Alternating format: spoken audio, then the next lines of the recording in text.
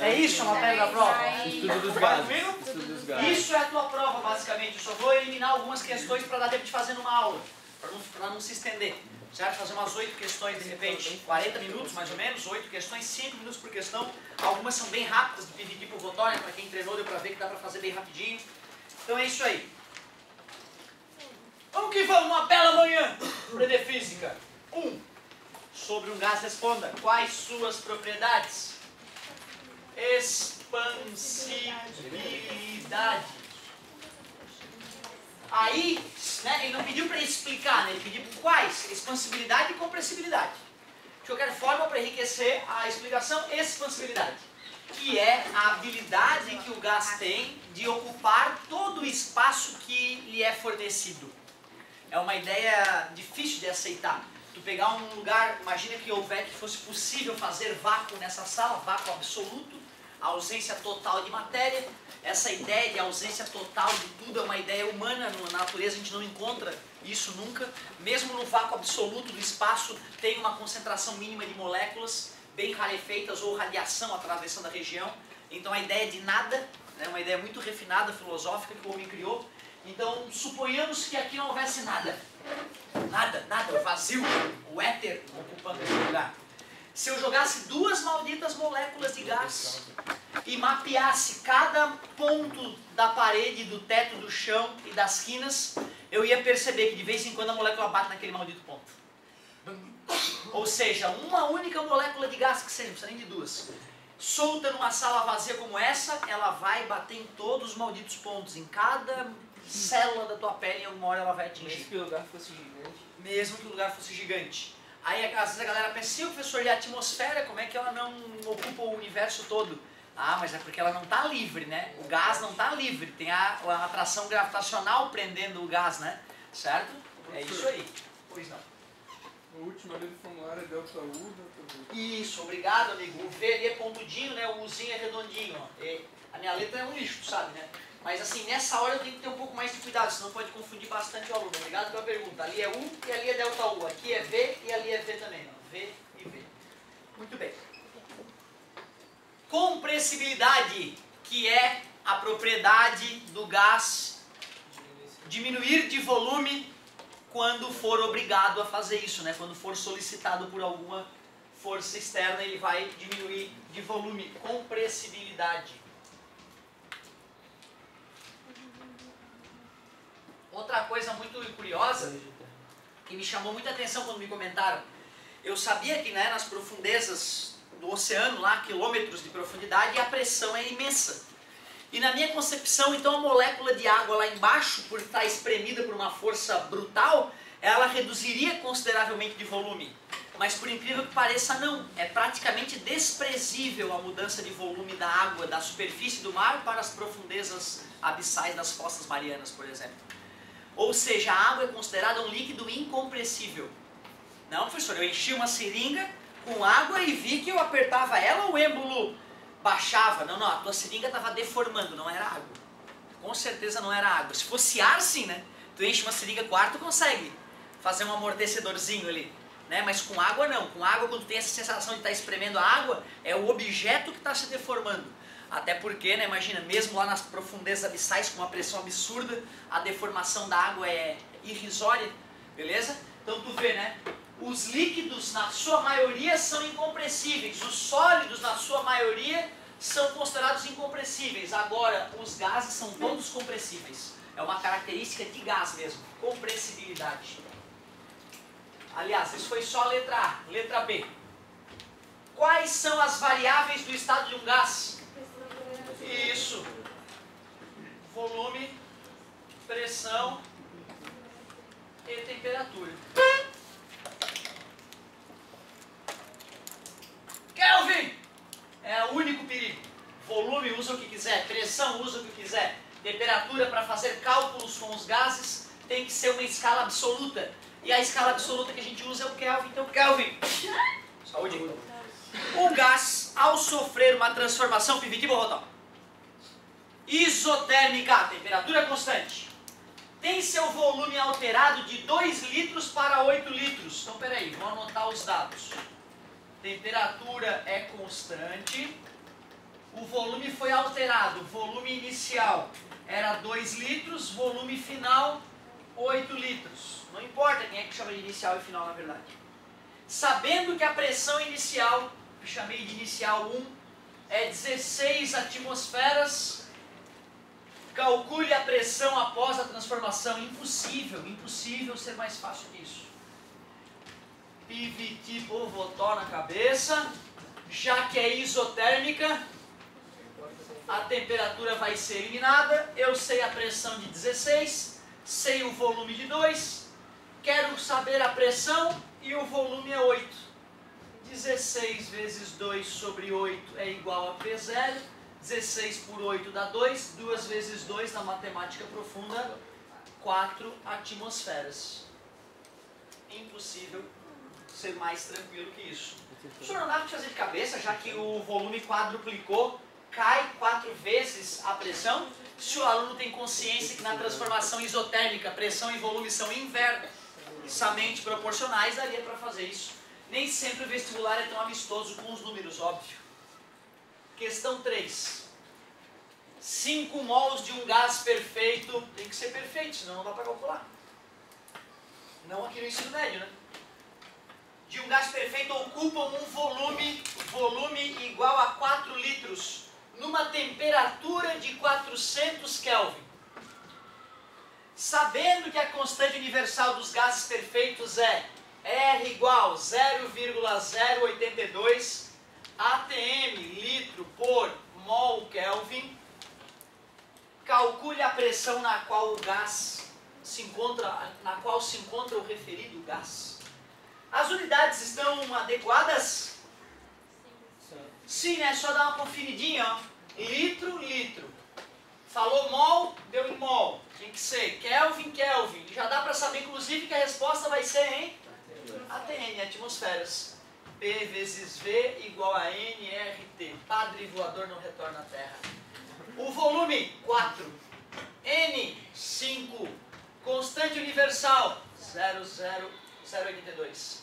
Temperatura, 400.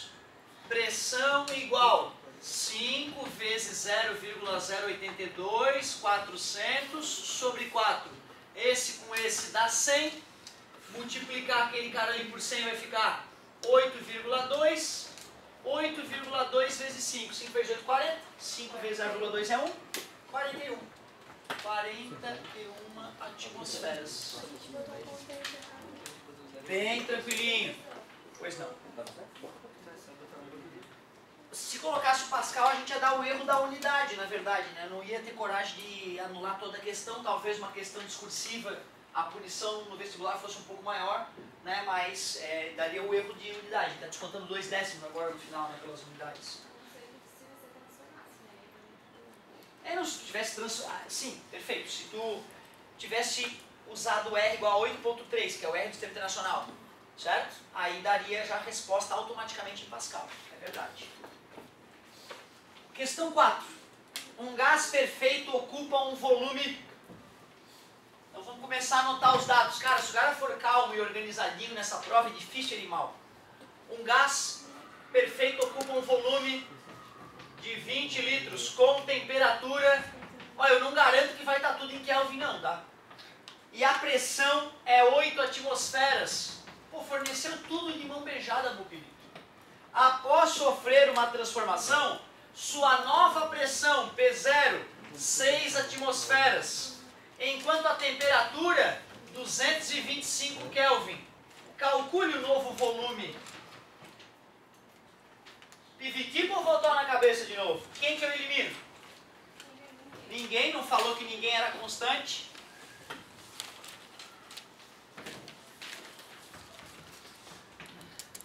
Pressão 1, 8. Volume 1, 20. Temperatura, 300.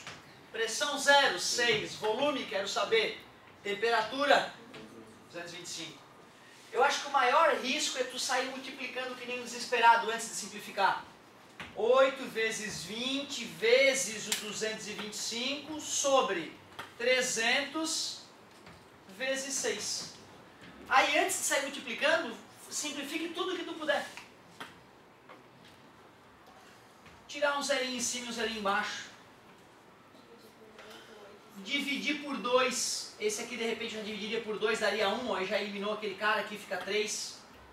Concorda comigo? O que mais?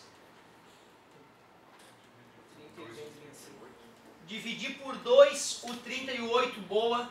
Eu também dividiria por 5 de repente esse cara, ó, que dá 45, e dividiria por 5 aqui que dá 6.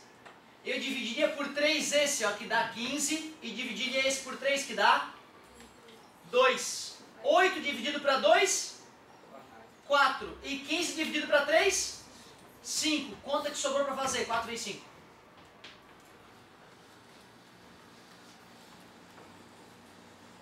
Então 20. Mas se tu preferir, pode fazer assim, ó. 8 vezes 20, 160. 160 vezes 225. 3 vezes 6, 18, 1.800. Certo? 225 vezes 160. 3, 12, 13, 14, 15, vai 1, 12, 13. 5, 2, 2. 0, 10, vai 1, 6, 3. Vai ficar com mais um 0. Vai ficar então, volume igual 36.000 dividido por 1.800. Corta os zerinhos, divide 20. Dá exatamente o mesmo resultado. Só que, claro, né, cara, assim, eu fui riscando e colocando os números para vocês tentarem entender o que eu fiz. Mas na prática, cara, o cara que está acostumado, ele faz isso quase mentalmente, ele nem suja a mão. Ele vai lá e escreve 20 litros enquanto a galerinha está multiplicando aí, certo? Então toma cuidado, o vestibular faz isso de propósito. E esse aí nem era tão distinto. Esse aí praticamente, se o cara for rápido de multiplicação, né? Ele multiplica quase tão rápido quanto simplifica. Tem questão de vestibular que demora 10 minutos multiplicando e dividindo e demora 1 minuto simplificando. Então tem que ficar bem ligado. Quando os números são feios, procura um número que é múltiplo do outro, né? Que está relacionado com o outro. Essa foi a questão 4. Vamos para a questão 5. Altas tarefinhas, meu querido. Um gás sofre uma transformação, piviti borrotó, isobárica, pressão constante, volume inicial 10 litros, temperatura 200 Kelvin. Pressão constante, vou eliminar a pressão, o volume inicial 10 litros, temperatura inicial 200 Kelvin.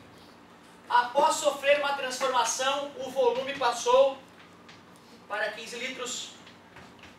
Calcule a nova temperatura. Dividir por Votó. Pressão constante elimina, transformação isobárica. 10 sobre 200. 15 sobre T, T0. Elimina esse com esse. Multiplicação cruzada, T0 é 300. Professor, mas já que aumentou em 50% o volume, não é mais fácil perceber que aumentou em 50% a temperatura?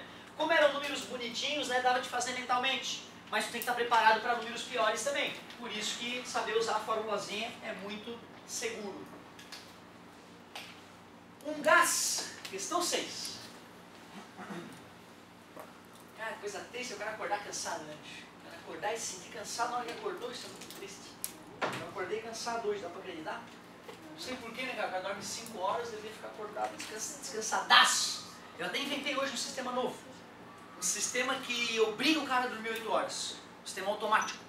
Tá entendendo? Tu tá lá, o computador lá que tá conectado percebe que o cara não vai dormir 8 horas. Aí apaga o corpo do cara. Apaga, uf.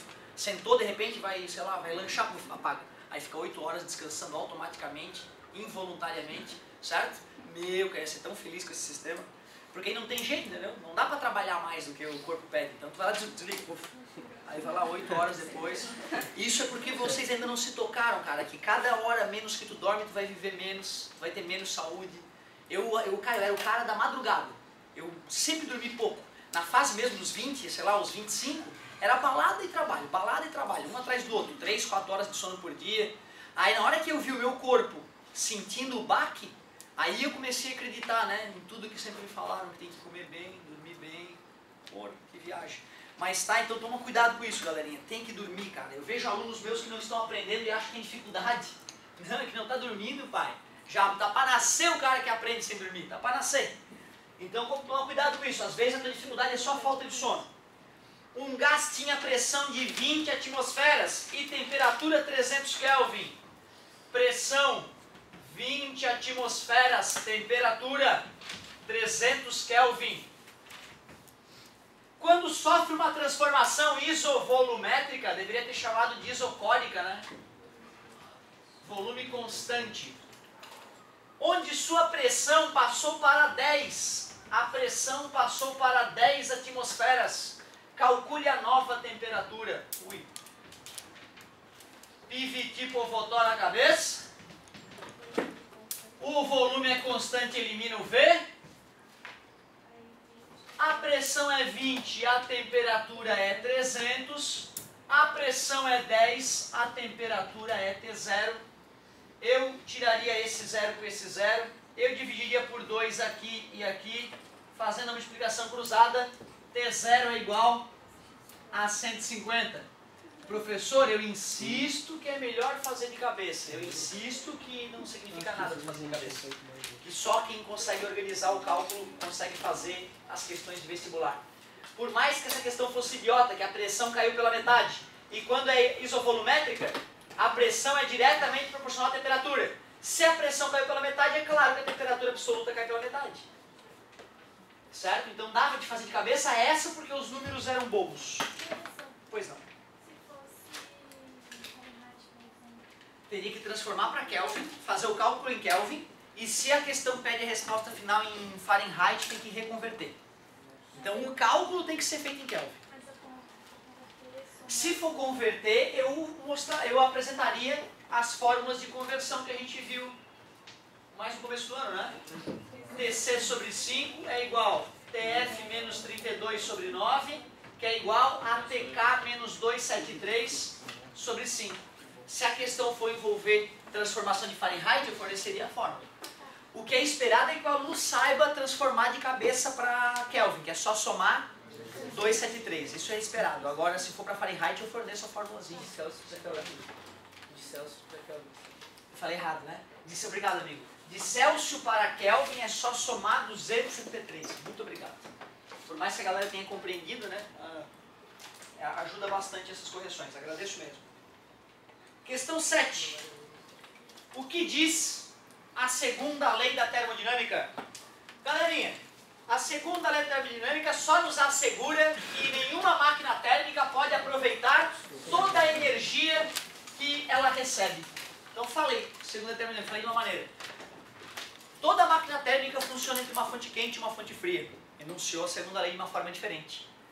Toda máquina térmica realiza menos trabalho do que o calor recebido. Falei a segunda lei da termodinâmica. Uma forma bem rápida. Nenhuma máquina térmica tem rendimento de 100%.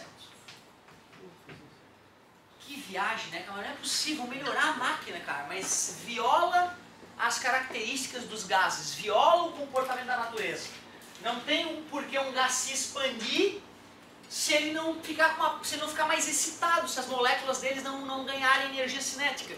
Então, e depois na expansão eu retirar toda a energia do gás, também não dá. O mais louco, cara, é que depois vai começar... Eu não sei se a apostila traz isso. De repente no quarto volume vem uma discussão sobre isso. Com o avanço dos estudos das máquinas térmicas, termodinâmica, os cientistas começaram a perceber que tem outras grandezas importantes, além de calor, temperatura, volume, pressão. Eles descobriram que a maneira como a energia está organizada é algo importante a se estudar no universo. A energia pode ter vários graus de organização. E o pior, nós descobrimos fisicamente, estudando principalmente as máquinas térmicas, que qualquer fenômeno que ocorre na natureza ocorre com o aumento da desordem energética do sistema. Para deixar bem palpável, é mais ou menos assim. Eu pelo menos era assim. Sempre fui um cara altamente desorganizado. Eu vejo muitos pais reclamando disso. Pô, meu filho é muito desorganizado. algum dia nasceu uma criança organizada. Me apresenta, a criancinha nasceu, e aí na hora que começou a andar, começou a organizar a casa. Nunca houve uma criança organizada na vida. Os pais deixaram aquela criança um adulto organizado. Beleza? Lá em casa, quando a gente era bem de vida, né, até uns 12 anos eu tinha, a gente tinha, né, era bem de vida mesmo. Então tinha empregada na casa. Às vezes 2 empregadas, tinha caseiro. Ou seja, eu bagunçava o quarto todo e de repente brotava o quarto organizado na minha vida. Beleza? Se não houvesse alguém para fazer isso, o meu quarto representaria a desordem energética do universo. No começo da semana o quarto estava impecável. Aí segunda-feira já faz uma brincadeirinha, já joga alguma coisa aqui, já não arruma a cama depois da dormida, já dá uma desorganizada. Aí aparece uma cueca ali, uma meia aqui, um papel ali, um livro do canto ali. Aí quinta-feira tá uma zona. Tá uma zona. Se não chega a mãe ou a empregada e arruma, ou dá um puxão do certo, é fazer a criança arrumar desde terreno, mas pequenininho. Botou o brinquedo fora da caixa de brinquedo. Filho, já brincou? Bota o brinquedo na caixa de brinquedo. É ali que começa a organização do cara. Tá se brincando? Não, vocês não leram os livros de criancinha, pô. Lê o livro da criancinha, então. Então tu vê, né? Porque às vezes é educação, né, cara? O cara tem que ler pra ter filho. Pô, tem que eu li pra ter o cara. E não, né? Eu sou um pai medíocre. Eu falo pra ele, cara, teu pai é medíocre. Tá melhorando, mas teu pai é medíocre. Eu falo pra ele, deixo muito claro isso. Porque ele vai ter que ser muito melhor que eu. Ele vai ter que ser muito melhor que eu pra poder sobreviver na selva de pedra. Isso é muito claro, eu deixo muito, eu sou muito categórico com isso. Então tu vê, cara, ó. Na hora que o cara vai estudar termodinâmica, o cara vê que tem um conceito na física chamado entropia, certo? Esse conceito mede a desorganização energética. E aí, para te mostrar isso, eu te disse que eu sou a entropia ambulante. Por quê? Porque a desordem energética, a desordem do meu quarto, quando era guri, só aumentava, ela nunca diminuía. Só aumentava, isso por mim, né? Aí tinha algum agente externo que ia lá e organizava o meu quarto. Tudo bem? Só que no universo não tem uma mãe para organizar ele de fora. Toda vida que eu faço alguma coisa, tipo isso, quebrei o giz. Eu aumentei a desordem energética do sistema, do universo, de forma irreversível. Ou seja, os físicos arrumaram uma grandeza chamada entropia. E eles descobriram que qualquer fenômeno natural aumenta a entropia, aumenta a desordem energética. Fica mais difícil aproveitar a energia do sistema. Resumindo, descobriram, provaram matematicamente que o universo é finito. Que o universo vai acabar. Que à medida que as estrelas vão morrendo, vai aumentando a desordem do sistema e vai chegar uma hora que a entropia do universo é tão grande que não vamos mais poder aproveitar a energia do universo, porque ela está muito desorganizada. Quando me falaram isso na tua idade, eu nunca vi uma bobagem tão grande.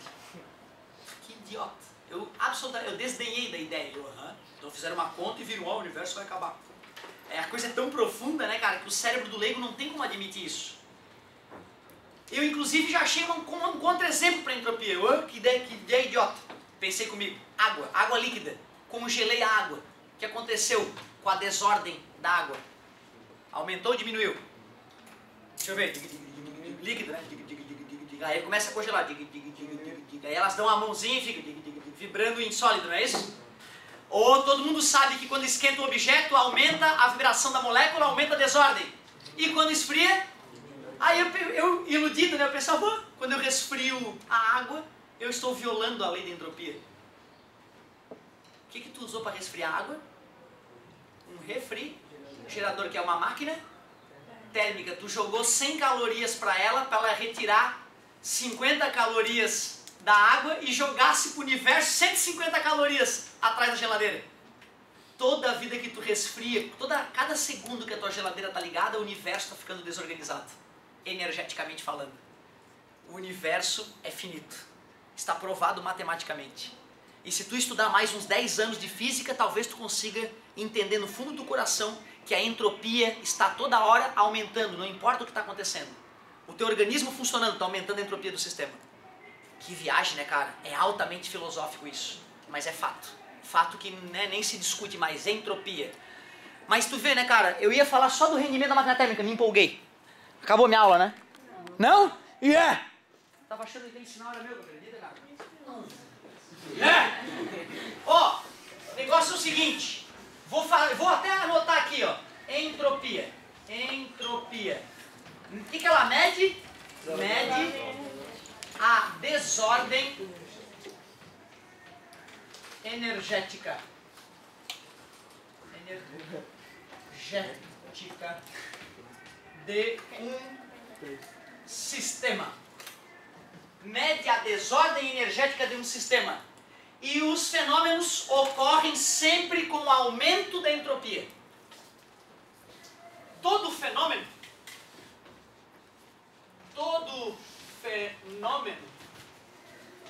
ocorre com aumento de entropia.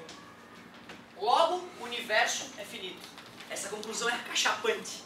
Imagina, né, cara, quando os caras definiram matematicamente, conseguiram confirmar matematicamente que o universo é finito. A nossa esperança é que, de fato, ocorra o que alguns cientistas consideram que ocorrerá um dia, o Big Crush, quando a atração gravitacional das massas do universo vai fazer o universo colabar mais uma vez para uma nova grande explosão, um novo Big Bang, né? Essa seria uma esperança, mas ao que tudo indica, não é bem por aí. O universo vai acabar com as estrelas cada vez mais distantes, com as estrelas morrendo e um gás fino e frio ocupando todo o espaço, sem a gente poder aproveitar mais essa energia, já que o sistema vai estar extremamente desorganizado, em forma gasosa e de baixa temperatura, espalhado, certo? Muito louco, né? Triste imaginar que daqui a alguns bilhões de anos o universo vai ser um lugar frio e escuro, sem estrelas e automaticamente sem vida. Que viagem, mesmo contra todo o avanço tecnológico. A nossa esperança é poder aproveitar o último brilho das últimas estrelas, né? Com o avanço da tecnologia e a raça humana dominando cada vez um sistema solar novo. Imagina vagando pelos confins do universo em naves, certo? Beleza? Isso é a única esperança, na verdade, né? Senão a gente vai morrer junto com esse planeta que não deve durar. Que Marte é um lugar habitável, sei lá, que tem água. Sim, sim. Absolutamente tranquilo, né? Porque se a atração gravitacional não é tão diferente da Terra, 4.5G mais ou menos, né? 4,5 metros por segundo ao quadrado.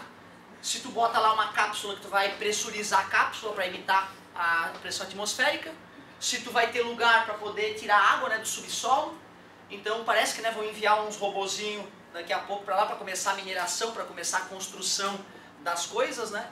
Então selecionando gente suficientemente avançada, digamos assim, para conseguir encarar essa empreitada, né, cara? Tem que, olhando para a minha vida confortável aqui da Terra, eu fico pensando, cara, o cara largar tudo, né, e ir numa empreitada dessa que é tão além, né, da nossa realidade hoje, é de tirar o chapéu. Mas estão se organizando, né? Há muito tempo já, né?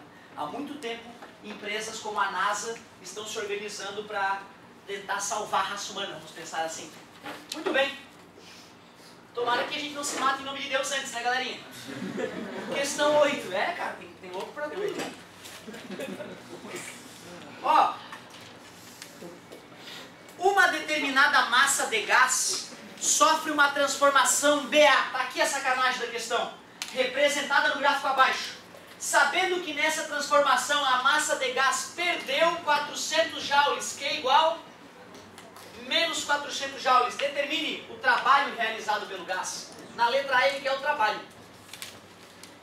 Pessoal, quando a pressão é constante, eu tenho o direito de calcular o trabalho pela fórmula. O que diz a fórmula? Que trabalho é P vezes ΔV. Ou é verdade, amigo, o trabalho pode ser Q menos ΔU, né? Certo? O problema é que essa aqui falha porque a pressão não é constante. Essa aqui falha porque nós não temos o ΔU. O que nos resta para calcular? A área.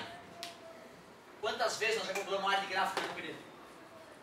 E já calculamos muitas vezes a área de trapézio, concorda? Eu admito que o aluno faça triângulo mais retângulo, eu faria. E para estimulá-los a aprender a usar o trapézio e economizar um tempinho, trabalho igual a área, só tem um detalhezinho, já que é de B para A, o volume diminuiu. E se o volume diminuiu, o trabalho é negativo. Esse era o risco, o cara esquecer do menos do trabalho. Área de um trapézio, base maior mais base menor, vezes altura, sobre 2. Trabalho é igual. Esse trapézio está de lado, tá vendo? O negócio é tu enxergar ele assim, ó. Na dúvida, meu querido, desvira ele, cara.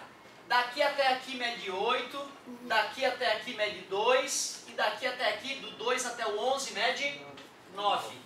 Quem é a base maior? A base menor? A altura sobre 2. Trabalho é igual. 10 dividido, 90 dividido para 2, 45, com menos 45 joules. Menos 45 joules. Cuidado, cara. Leia a questão no dia da prova. Eu posso mudar a transformação de A para B ou de B para A, então toma cuidado.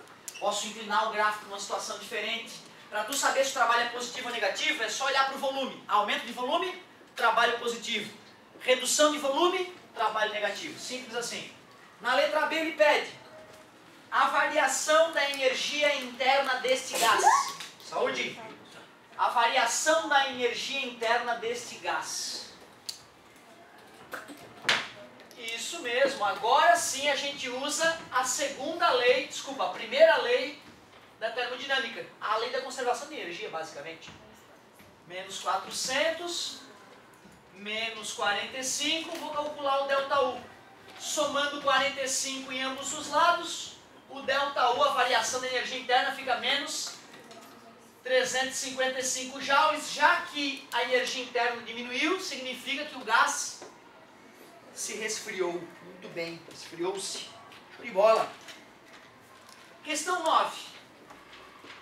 A questão 9, cara, eu estava começando a falar na última aula do ciclo de Carnot, mas acabei não completando toda a discussão. Eu citei, né, que o ciclo de Carnot, eu não sei nem se eu cheguei a citar isso, precisaria perguntar para vocês com mais calma. Dá uma olhada. Carnot começou a estudar as máquinas térmicas e começou a pesquisar como é que eu deveria transformar um gás para que eu pudesse aproveitar o máximo da energia dele, já que eu sei que não pode aproveitar toda. Para que tu desenhe um ciclo de Carnot, eu recomendo que tu primeiro faça uma isoterma, ou seja, o gráfico de uma transformação isotérmica. Isotérmica é a transformação, isoterma é o gráfico da transformação. Isoterma por quê? Porque em qualquer ponto dessa pontilhada existe a mesma temperatura, vamos chamar de temperatura 1 e essa outra pontilhada temperatura 2. O Carnot provou matematicamente, no início foi difícil engolir, que é um trabalho escrito em 1700 e cacetada para 1800. Na internet me corrijam aí se eu estiver errado. E então a galera, o que, Carnot? Né? Para, né? Até parece, então inventasse a máquina perfeita. Ele dizia, matematicamente eu inventei, não dá para fabricar ela, mas eu já sei a ideia dela. E outros caras foram estudar o trabalho do Carnot, Filosofia sobre a potência motriz do fogo, era o nome traduzido, né, o título do livro. Filosofia sobre a potência motriz do fogo, nome bizarro. E aí então ele mostrou que para que a gente aproveite totalmente a energia de um gás, a gente realiza uma expansão ou compressão, dá uma olhada. Expansão, isotérmica porque ocorreu em cima de uma isoterma. Tudo bem? Depois o Carnot falou, agora tu faz uma expansão ou compressão. Mais uma vez expandiu. Professor, mas o gráfico está descendo e daí o volume está aumentando. Tudo bem? Só que essa, observa que não é uma curva não sutil entre duas isotermas. Foi uma mudança sutil, tá vendo? Foi lenta a mudança só entre duas isotermas. Ou seja, a temperatura foi mudando tão lentamente que nem trocou calor. É uma transformação adiabaixo. Depois uma compressão isotérmica e uma compressão adiabática. Carnot disse isso. Quer fabricar uma máquina ideal? Pega um gás, faz ele se expandir sem mudar a temperatura. Se expandir sem ganhar calor. Tá de sacanagem duas vezes. Um gás quando se expande ele quer resfriar e quer ganhar calor. Carnot falou, dane-se, te vira. Ainda, comprime o gás sem mudar a temperatura. Tá de sacanagem, né? Tu espreme um gás e ele esquenta na hora. Carnot falou, vire-se, esfrie ele do jeito que tu quiser, mas mantenha ele com a temperatura constante. E depois expande ele mais ainda, sem deixar receber calor. Pô, mas se quando eu expandir ele já esfria, né, cara? Ele vai querer receber calor também. Ou seja, o ciclo de Carnot é uma violação ao comportamento dos gases. Porém, se a gente sabe que aquilo é o ideal, eu posso pegar minha máquina ruim e dar uma melhoradinha para pelo menos ficar mais parecido com o ideal. Quando isso começou a acontecer, as máquinas que antes gastavam absurdos de carvão começaram a gastar muito menos carvão para fazer o mesmo serviço. Hoje nós podemos citar os motores, né, que antigamente motores V8 tinham 100 cavalos de potência, tomavam uma gasolina infinita. Hoje tem motor V8 aí de 400 cavalos do Camaro que se pisar lá leve faz 8 por litro no... Né, esse fabricante diz pelo menos, sei lá, se o cara andar 60 por hora de repente com o Camaro ele faz 8 por litro. Então tu vê, né, cara, apesar de a potência ter aumentado enormemente, o consumo de combustível diminuiu drasticamente. Um dos motivos é pelo avanço do projeto do motor. O motor tem ângulos internos diferentes, tem estruturas diferentes, a maneira como resfria os gases antes de jogar dentro do motor é diferente. Isso tudo faz melhorar o rendimento. O mais bizarro é que uma máquina que obedece o ciclo de Carnot, o rendimento dela pode ser calculado conhecendo apenas a temperatura da fonte fria e a temperatura da fonte quente. Isso que é bizarro, não importa quantos cilindros tem a máquina, se é uma turbina ou se é um motor de cilindro, não importa. Se uma máquina é de Carnot, basta eu conhecer a temperatura da fonte fria, a temperatura da fonte quente e eu sei o rendimento dela. Não importa a forma construtiva. Professor, mas para que calcular o rendimento da máquina de Carnot se a máquina nem existe, cara? E nunca vai existir. Cara, é de suma importância. O engenheiro faz miséria com essa fórmula quando ele vai numa fábrica. Ele faz miséria. O dono da fábrica tá bravo que a caldeira dele, onde ele esquenta a água para tocar as turbinas dele e fazer a fábrica dele acontecer, tá consumindo muito gás. Por isso queima um gás, contratou o engenheiro. Ah, bicho, tu resolve isso, não aguento mais, minha conta de gás tem que ser reduzida em 30%. Senão minha fábrica não vai lucrar o que eu pretendo e eu vou mudar de ramo. Tu contrata o cara. A primeira coisa que o engenheiro faz, sabe o que é? Ele vai lá na caldeira, onde tem a fonte quente, que é onde está sendo jogado o gás lá para queimar. Pergunta, onde é que está o resfriador da tua máquina? Porque tem que ter a fonte fria, né? Ele fala, é aquele riozinho ali, eu botei os resfriadores mergulhados no rio, o rio passa ali e resfria. Toda fábrica geralmente tem um rio do lado para jogar o excesso de calor, dependendo do tipo de máquina que se constrói ali, né? Quando só jogar para a atmosfera não é o suficiente, a gente usa um rio de repente para resfriar o maquinário.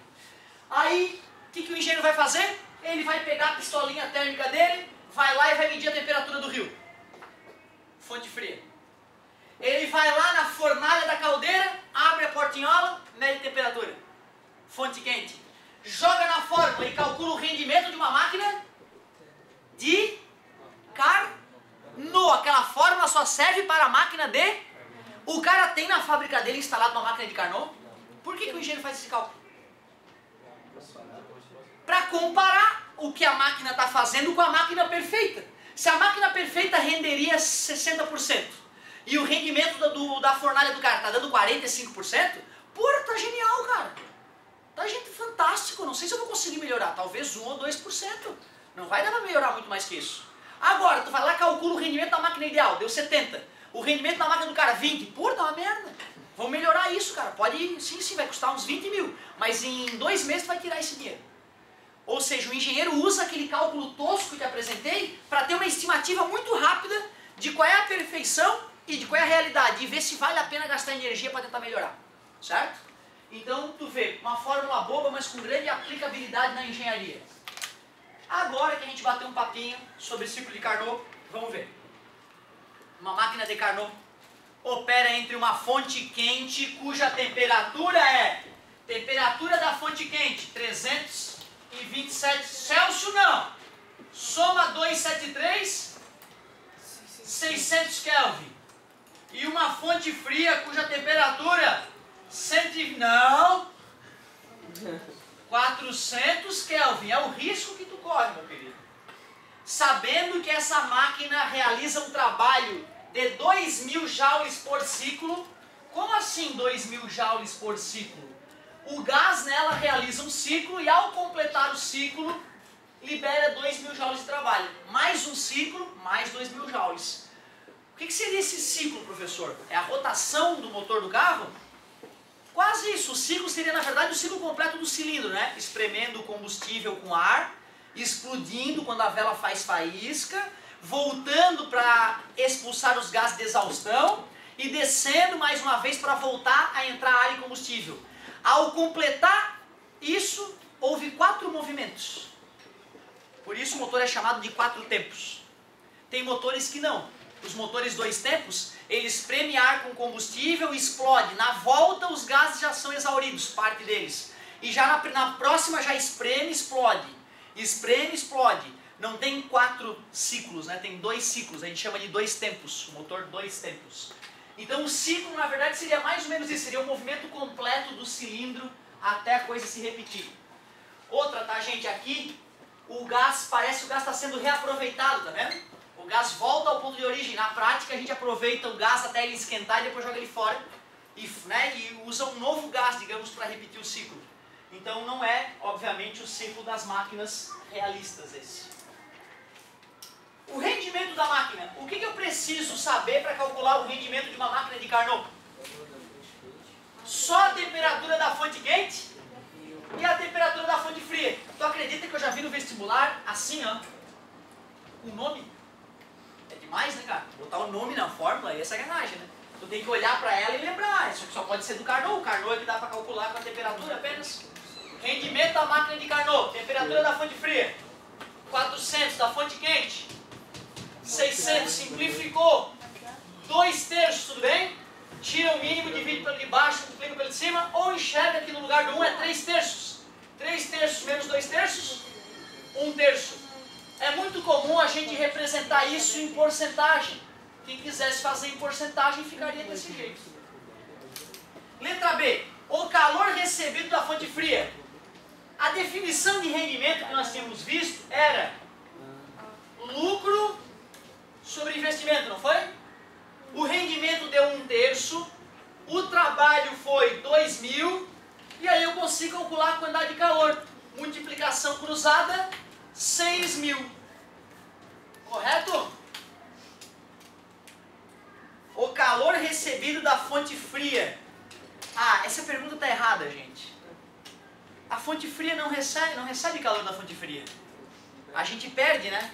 Risca ali, ó, o calor perdido para a fonte fria. Ah, mas isso é a letra C. Isso é a letra C. Então, qual é a alteração adequada para o item B? O calor recebido pela fonte quente. Altera o item B. Altera o item B, por favor. O calor recebido da fonte quente. Aí a resposta faz sentido. A letra C é que ele quer o calor da fonte fria. Pô, peraí. O trabalho que um gás realiza é o calor da fonte quente menos o calor da fonte fria. Só, mas essa fórmula tu não deu. É que essa fórmula aqui é uma ideia, né, cara? Tu entender que o que eu aproveito de energia é o que eu recebo menos o que eu jogo fora. O quanto eu lucro de dinheiro é o quanto eu recebi meu faturamento menos meus custos. O trabalho foi de 2.000. O calor da fonte quente, 6.000. Dá para calcular o calor rejeitado para a fonte fria? Dá. 6.000 menos 2.000, 4.000. Engraçado, ontem eu corrigi no apoio isso, não percebi, tu vê. Eu acho que eu li a letra B, respondi, deu 4.000. Aí eu fui ver, não, já fiz a 100 então. Eu acho que eu pulei, na verdade, por isso que eu não percebi quando eu fiz um apoio. Não, eu fiz as duas, mas eu não fiquei consciente do que eu estava fazendo. Eu calculei a letra B meio para responder a letra C, entendeu? Eu não percebi que as perguntas estavam mal feitas. 6.000 não passa plástica mesmo. Eu passei o Q para cá, ficou mais, e esse 2 eu passei para lá, menos 2. Obrigado pela pergunta. O que poderia ser feito para melhorar o rendimento da máquina? Não é uma máquina de Carnot? Ela é perfeita. A única forma de mudar o rendimento é mexendo na temperatura da fonte fria. Como é que eu aumento esse resultado aqui, então? Aumentando o número de baixo e ou diminuindo o número de cima. Resposta, então, do item D. A única forma de melhorar o rendimento da máquina é reduzir a temperatura da fonte fria e ou aumentar a temperatura da fonte quente. Ah, professor, então é fácil, bota mais carvão, bota mais fogo na caldeira, vai aumentar a temperatura. Melhora o rendimento. O problema é que a gente já usa ela perto do limite técnico, né? Se aumentar demais, derrete, explode. É o que acontece com motores de corrida, o cara usa o motor no limite, qualquer falhinha de resfriamento, bum, funde o motor. Aí a cada corrida o cara tem que estar trocando o motor do carro, bem baratinho de brincar. Muito bem, faltou só uma, hein, galerinha? Muito obrigado pela paciência e pela atenção.